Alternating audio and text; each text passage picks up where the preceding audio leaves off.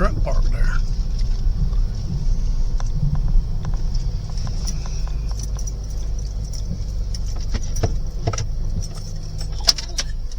Kaylee, look at that man.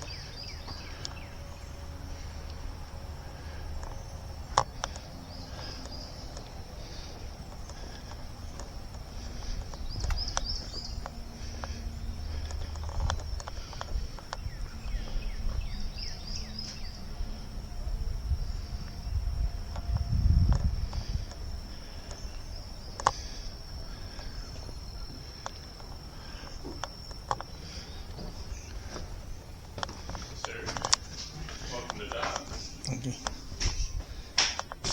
Still getting myself all ready to go.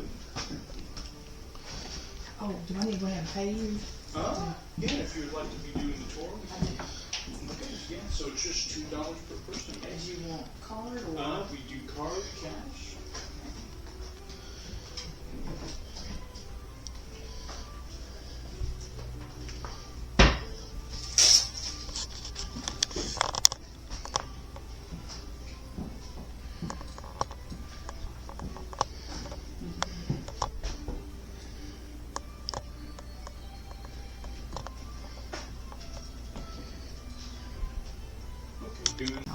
Okay, well, let's find out. Well, the French War for one thing. So well, let's walk and talk. Okay.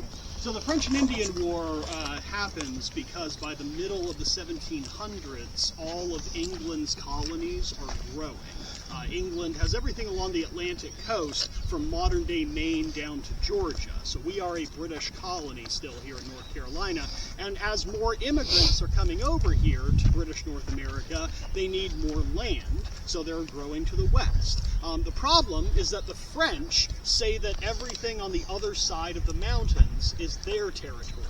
The French have a colony called Louisiana, you can probably guess where that is, and it's expanding up the Mississippi River north. They have New France, where Canada is, and that is extending down the Great Lakes into the Ohio River country, connecting to Louisiana.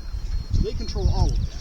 Now, they don't have as many people as the British do, but the French want to control trade with the hundreds of thousands of native people who live in that region. So, but that's where the British want to grow. So that's where this all this contention comes from. And really the war starts because of Ohio. In 1754, Virginia is trying to claim that territory, and they send a group of soldiers into what is now western Pennsylvania. They bump into French troops. The Virginians kill those French soldiers. They do that at the order of their 22-year-old commander, a young officer named George Washington, who has never led men in battle before. By doing that, he starts a 9-year global war. Because fighting will spread from America to Europe and India, Africa, the Caribbean islands. It'll even touch the Philippines by the time it's all over. Now, where we are, along the Catawba and Yadkin River Valley, this is the western edge of settlement in this colony. There are no real towns out here. Everybody living out this way has only been here for a few years at the most. All of these settlers are coming from the north, where land is expensive. They're moving down the Great Wagon Road through Virginia to settle cheap land in western North and South Carolina. But there's not enough of these people living close enough together to where they can protect each other. And the danger for them is actually not the native people who live closest to us. The Cherokee to our west are British friends when this war begins. They're fighting the French. The Catawba, who live near Charlotte, are British allies. But the danger is coming kind of from the north. Shawnee, French allies from Ohio, are attacking Virginia and even entering North Carolina. Not far west from where you guys live, down towards the Broad River. There are some people killed by Shawnee in the summer of 1754. If they come here in large numbers, they're going to kill a bunch of these settlers. So that's why Governor Dobbs has 50 soldiers sent here, and they build a fort. As we discussed, this is a brand new replica. The original rotted after the war was over. It was never used again. It's been gone for 200 years. In fact, this became a farmer's field for most of the 1800s. But we're lucky that archaeology was able to find enough evidence under the ground about where it stood for us to know where to put it. And to rebuild it, we have a letter from 1756 describing Fort Dobbs. So if we look at the new building, we can see that it has 3 floors above ground. The main structure is kind of a big rectangle, 53 feet long. On either side, there's a corner sticking out like this one. And these corners let men fire weapons out of hundreds of openings in any direction the enemy's coming from. And the last thing I'll say about it is it's made of wood, but specifically we know it was made out of oak logs, and that the biggest ones were 16 inches thick.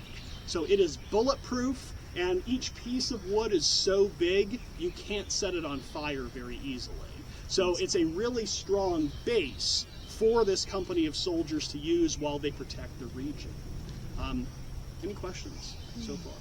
Okay. You got to ask me questions as we go, or I'm just going to keep on talking. So, do you remember my name?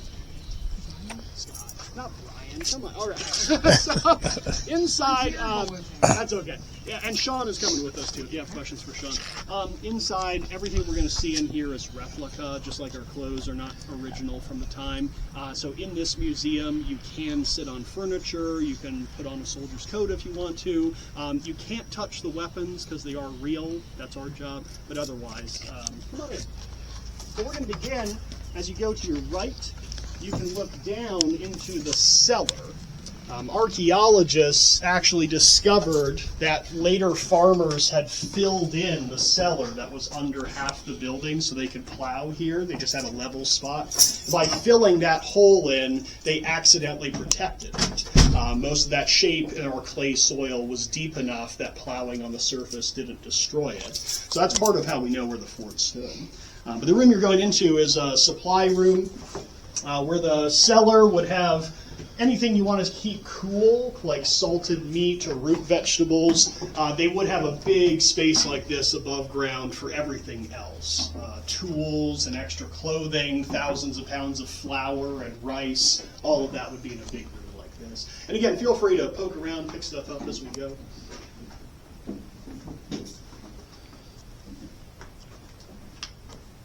Is this what they were shooting? That is a musket ball, yes ma'am. There are different sizes, different calibers, depending on the gun that you're using, but most military weapons use a pretty large lead ball like that.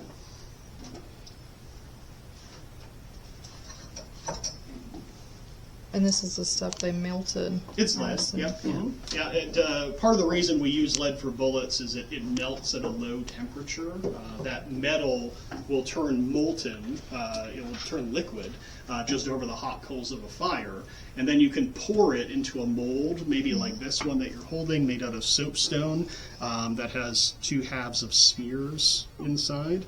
You pour the lead into the holes, and it cools in just a second or two. It solidifies again. You might see a metal mold, maybe just to make a single bullet like that. That's cool.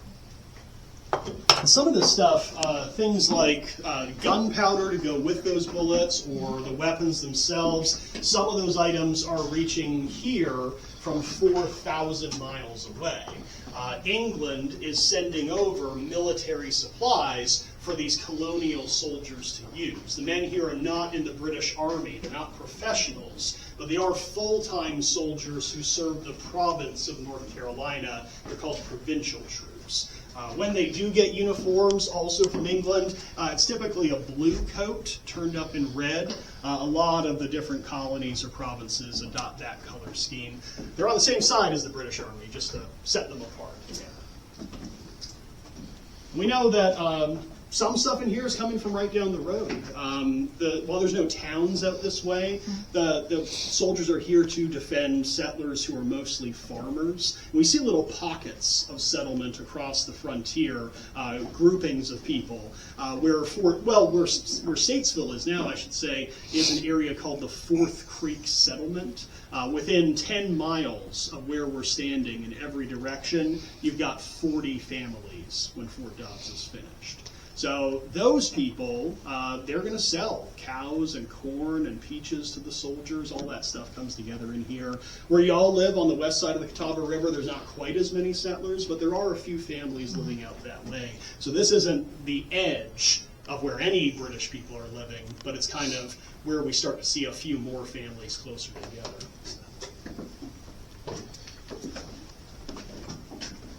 We talked about how either side of the building has a corner sticking out.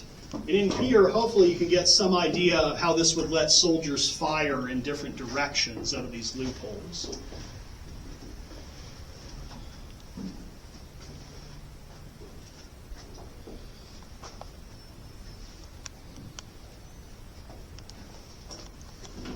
We talked about finding the cellar in the archaeology. We also discovered the buried, collapsed site of the fort as well.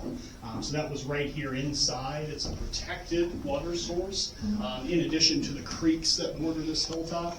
But if someone's shooting at you, you can't get to the creek down the hill. So they have a well right here. Where do they use the restroom? Well, not in the building. Although they, if they need to, they probably have a few chamber pots or buckets that can be emptied later. We actually haven't found their necessary houses yet, their privies. We imagine that they will be, their outhouses. They're going to be probably somewhere 20, 30, 50 yards away from the building. We haven't found them yet, but we've been holding it all this time.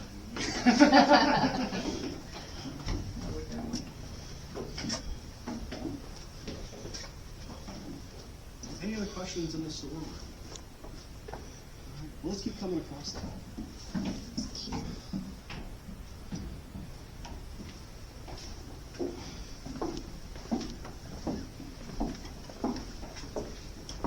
So we think through the whole building, you probably would have seen 4 barrack rooms. So we're in one barrack right now. This is where 12 of the enlisted men will spend their off-duty time. You've got 2 men sharing each berth, each section in the bedstead. That way they can snuggle when it's cold. They can stay warm in that way. Y'all can try the beds if you want. It's a straw-filled mattress. Feel free.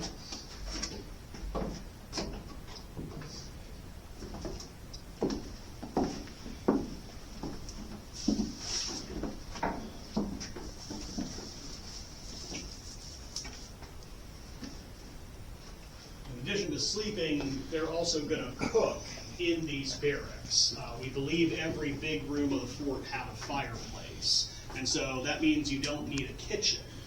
This room can serve as that just for the men who live here. They're probably going to split up into 2 groups of 6, and each mess will be issued all their food every day, and they take turns between them in that little group to cook for everybody.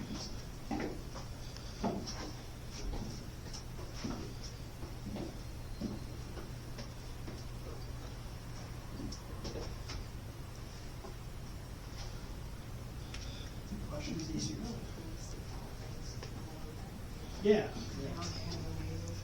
Well, that's why we wanted to rebuild it. We could talk about a fort that used to be here, but it's cool to be in that space, and hopefully get a feeling of what it might have been. What is this? That is a picker and brush. When you're firing flintlock weapons, I don't know if you guys are familiar with flintlocks or not. Do you know how they function? Is that a musket thing? Well, the gun is a musket, but every gun at the time uses a flintlock as its firing mechanism. So the way this works is you're putting gunpowder in the barrel and your bullet. You have a little bit of gunpowder that you put into a pan right here.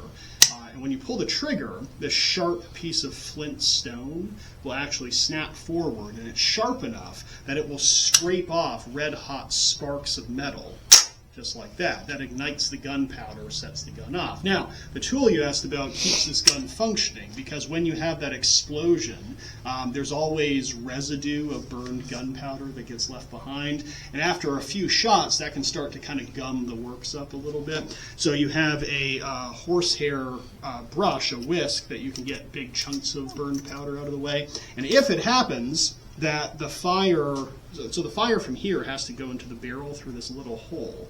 If that little hole gets clogged up, it's not going to shoot.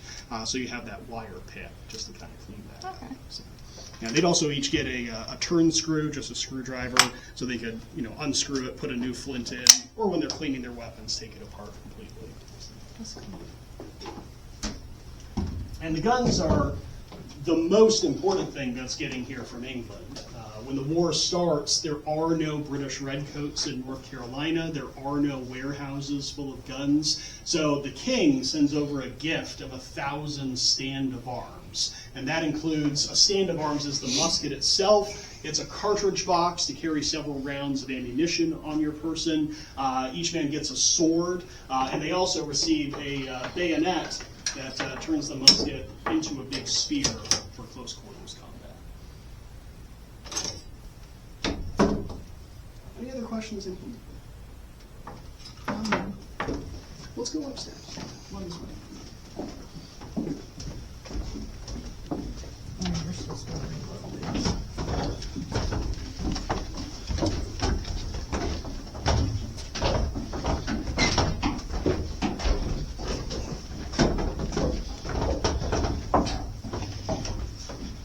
So we think we know that the whole garrison of soldiers here, this company, is commanded by 3 officers for much of the war. In 1756, when the fort is finished, we will see a captain in charge of everyone here. His name is Hugh Waddell. He is a 22-year-old Irish immigrant. He's been chosen by Governor Dobbs to lead this company. And he's going to do that with the assistance of 2 lower-ranking officers, as well as 1 surgeon looking after the men's health. They're all going to live in a nicer situation. These guys are from more prominent families. They're wealthier. That means they're educated. They have to know how to do math, how to read and write effectively. And they're people that are from the right part of society that the governor knows he can trust them with large amounts of government money to pay their men to buy supplies. You can see as you're looking around, they have nicer furnishings, better clothing. If you felt the bed downstairs, you might compare it to the feather beds they have up here. They're a little bit softer. They're probably hiring private soldiers like Sean and I to do the dirtier work of cooking for them, washing their dishes, blacking their shoes. We were talking about restrooms earlier. They do have a few chamber pots up here, but they have servants to empty those, so that's a little bit nicer. But they have it nicer, but they have a big responsibility. I mean, this is the only fort on the frontier of North Carolina built by the government. For much of the war, these are the only full-time soldiers. But it's still the responsibility of these officers to defend the entire region. They can't be everywhere with 50 men. So one thing they're doing is they're working with the militia. The militia is a law in this British colony. It requires every man who is not enslaved, who is 16 to 60 years old, to act as a soldier. Young man, how old are you? 14. 14. So in 2 years, you're automatically in the militia. There's no choice about it. They're organized into units by the county you live in. And the idea is, because we don't have a standing British army, that we don't have many of these provincial soldiers, you have a civilian population that the law requires that they train in their home companies a couple days a year in the basics of how to be soldiers. They are supposed to provide their own weapons when they're called into service. If they fail to train, if they fail to arm themselves, they pay a fine to the government. And the hope is that they can help defend each other. The problem is the reality here on the frontier is that all of these people are new immigrants. New to North Carolina, many of them are brand new to North America. They're straight off the boat from Ireland for the most part. They don't own guns yet, and they don't have years of training under their belts. But the men who can serve, they can be drafted for a few weeks at a time. They will patrol bigger parts of the countryside on the west side of the Catawba where y'all are, and all through this region. And those patrols, if they find the enemy, can engage them, and they can also report to the officers here at Fort Dobbs. The last thing I'll say about these men is we're not close enough to where the Catawba or the Cherokee live for this to be a place where they negotiate treaties or anything like that. But there are times when those allies pass through here to go kill the French. And when those warriors stop at Fort Dobbs, the officers can give them ammunition and food, and they can send them with escorts of soldiers through the white settlements here. So what questions do you have as you look around in here? Is that a little stove? Oh, well, kind of. Yeah, it's a brazier on a cold winter day. If you want to warm up another part of the room, we can put some coals in this from the fire. If you're on the march and the officers are living in a tent, then it's a convenient way not only to kind of heat that up, you can get a kettle of water, boiling on it without going over a big campfire.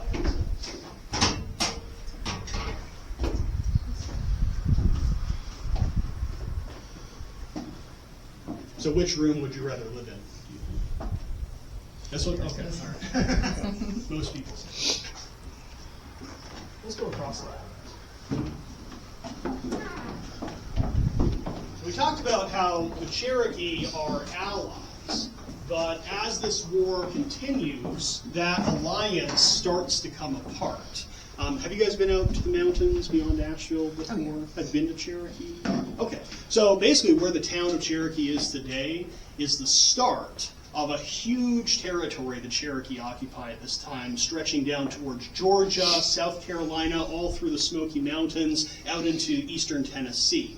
In the different valleys out there, they have about 50 or 60 large towns, each home to hundreds of people. But they use the land in between here and there as their hunting territory. Kind of the Catawba River is sort of the border. And it's not that British people aren't allowed to move west of the Catawba into that region, but the more people who do, they start to compete with the Cherokee for deer and other resources. There starts to be kind of a building tension.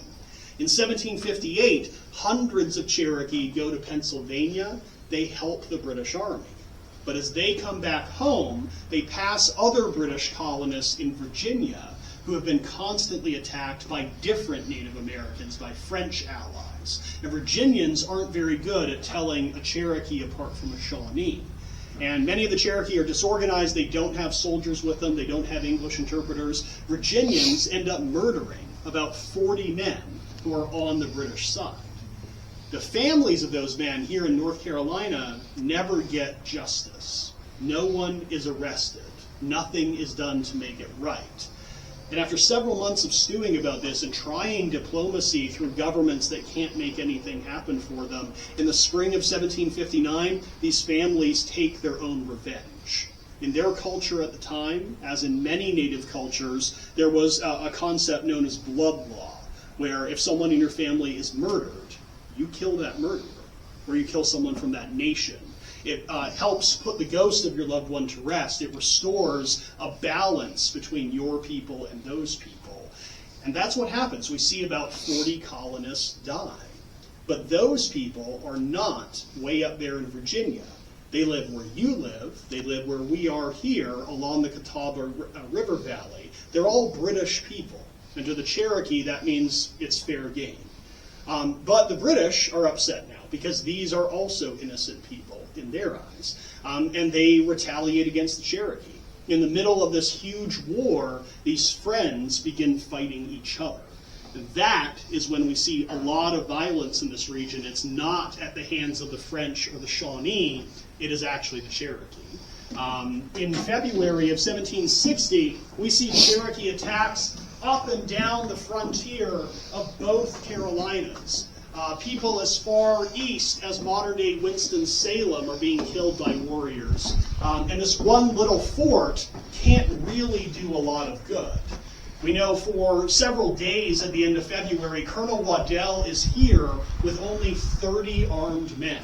So literally all he can do is defend this hilltop. We know several local families make it to the fort as their neighbors are being killed, and people are even camping outside just to be near the walls. On the evening of February 27th, the dogs of the people who live here begin barking.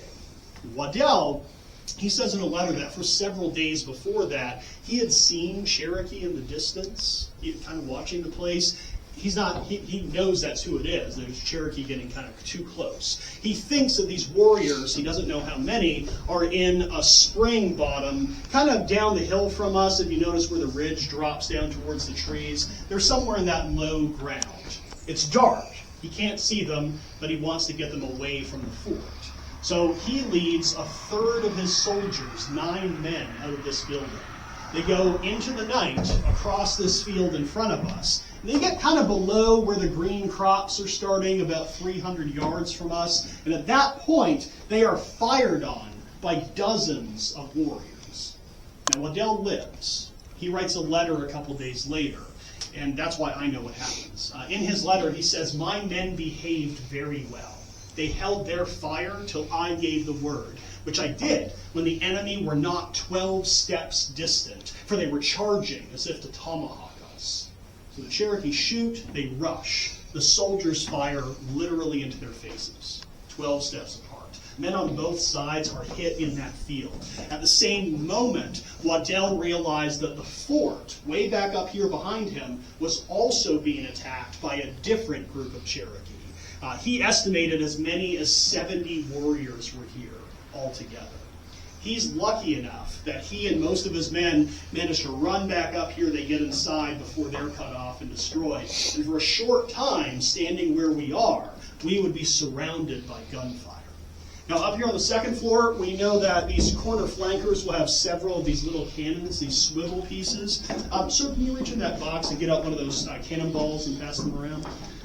This is going to fire a half-pound solid shot, a couple hundred yards pretty accurately in the daylight.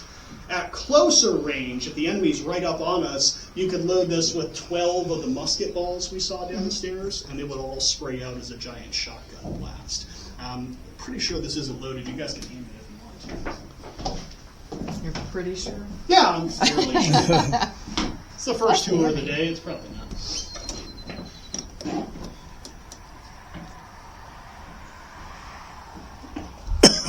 It's very really heavy. Oh, well, it is. I mean, it's about 100 pounds of metal. Yeah, but being mounted there in the window, you can move it around pretty easily. Once all the colonists are inside, there's not a whole lot else the Cherokee can accomplish at that point. They don't have cannons. They can't destroy this place, so they leave. They stay nearby for weeks. They keep attacking farms. They ambush patrols sent out from this fort not too far from here, but they never again directly attack Fort Dobbs. We know from Colonel Waddell that from what he saw, he thought his men had hit 10 or 12 Cherokee with their fire. By the next morning, he walks the battlefield. He says he finds a great deal of blood, but only the body of one warrior. He notes that several of the fort's horses have been taken, and he thinks the other Cherokee have found, in the dark, their uncles, their fathers, their brothers and sons who had been killed and carried them away, except one guy who they can't find. We know that on the fort side, 2 men are wounded. One of them dies a few days later. And a boy, the child of a family camping outside, we think when the shooting starts, is killed a short distance from the fort.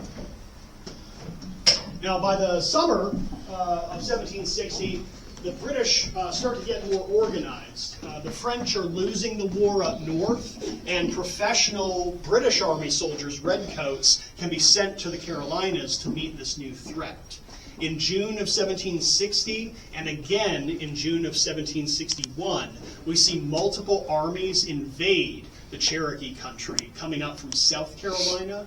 The British arrive in Charleston. They move up with South Carolina soldiers, with allies like the Catawba and even some Mohawk who come from New York to take the war into the Cherokee country. In the fall of 1761, hundreds of North Carolinians with allies like the Tuscarora gather here at Fort Dobbs. They march to Virginia. They meet 1,000 Virginia soldiers, and that army marches towards Tennessee from the north. The result of these campaigns is that half the Cherokees' towns, 23 towns home to 5,000 people, are burned. Soldiers use swords to cut down thousands of acres of the crops surrounding those towns, so they have nothing to eat and nowhere to live. And by the end of 1761, the Cherokee are the ones that have to talk to the British about making a new peace. And they kind of have to agree to whatever the colonies want. And the effect of this war is that all the land where you guys live, from here to the mountains, officially becomes British territory. This frontier moves 70 miles west of where we're standing, kind of to where, if you know where Old Fort is, the base of the mountains, that's the new frontier. So that means our government doesn't need this place. Fort Dobbs is abandoned by 1764. There actually weren't any soldiers here for 2 years before that. When it's officially closed, all the supplies are sent away, and the building is left here to rot. We know local people start to gradually rip it to pieces and recycle building materials. We've got a Home Depot down the street today, but they can come here for hinges and planks and whatever they want. We think by the early 1800s, there's nothing here. It's an empty field. It's going to stay that way for 200 years until we built this on the same spot. So that's the story. I promised you I was going to talk a lot, and I did that. So what final questions do y'all have before we head back in? Did we go to the other places with you, or was it? Or No, you're welcome to look around outside on your own, yeah. Is that a well house out there, or what is it? Well, so on the left, we have actually a clay bread baking oven. The soldiers probably built ovens here. You can do regular cooking in this building, but having a huge oven fire going is kind of uncomfortable and a little more dangerous. We also, in the little cabin, have a blacksmithing forge. We know somewhere in that area we found evidence that they were forging, making nails, doing basic repairs to go out to go check them out. So. Thank you so much. Oh, you're welcome.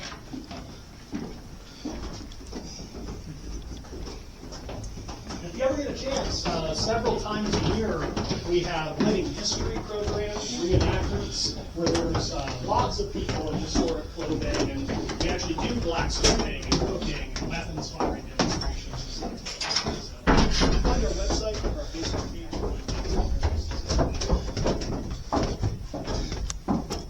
Very last thing I'll point out to you before I let you go is the little ditch next to us. The ditch is what was left of a much deeper ditch that had surrounded the fort by the end of the war. You're just looking at what was deep enough that it escaped plowing after it had been buried, kind of like the cellar was. Originally, this ditch was probably about as deep as my hips. The dirt was in a low mound right here, and we think that supported a 6-foot-high wall of sharpened logs. So the whole thing was an obstacle. It made it hard for enemy soldiers to climb over and get inside the fort. And because we were able to find this little remnant of it, since it had surrounded the building, it was one of the best clues possible about where Fort Dobbs had stood. So we're really lucky that that escaped being destroyed. We're hoping in the next year or so to rebuild part of that wall so you can get a better idea. And we also next year are planning to start construction on a museum that's about 6 or 7 times the size of our little cabin right now, where we can better tell the whole story of this war. So do come back if y'all get a chance. But otherwise, if you don't have any other questions for us, thanks very much for coming today. Well, thank you very much. Okay. You're welcome to come back in if you want. And there's also a short trail that goes down through the woods. We got a small example of a soldier's vegetable garden planted too. So, yeah. My brother had bought 17 acres up in Taylorsville, Yeah. And there was a cabin on there from the 1800s. Sure. On Yeah. it. Yeah. And it's just really cool to see these redone. Yeah. That's It's really cool. Has he done anything to restore it? Or? We're trying to. Okay. Yeah, we're trying to redo some of the logs in it. Yeah. Well, good luck with it. It's a lot of work. Well, yeah, it really is. Yeah. Trying to redo it. Yeah.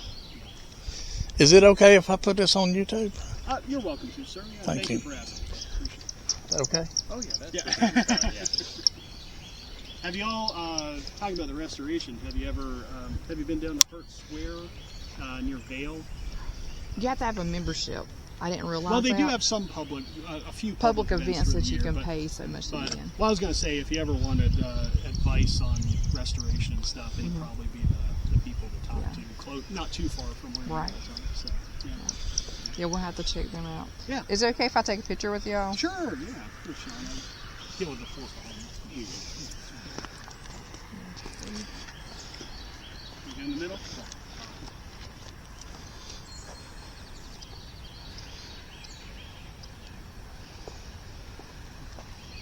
Thank you. Are you good? Excellent. Gary, you want to take a picture of here? Yep.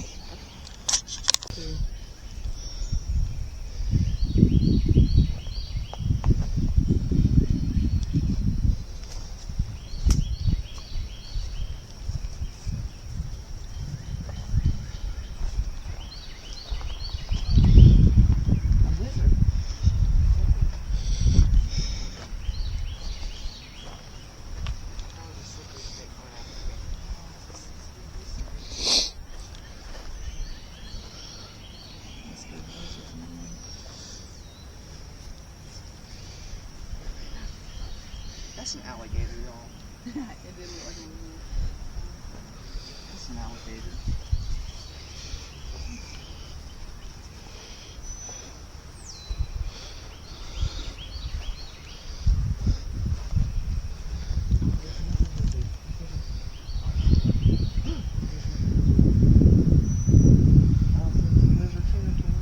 I don't want to get.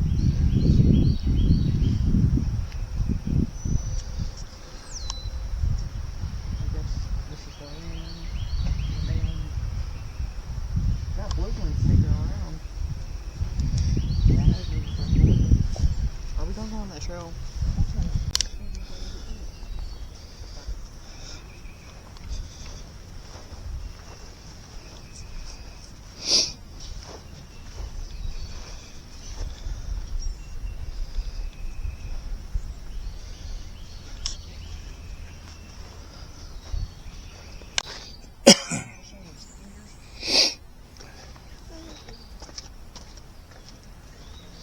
Oh, it is? Hey, everybody.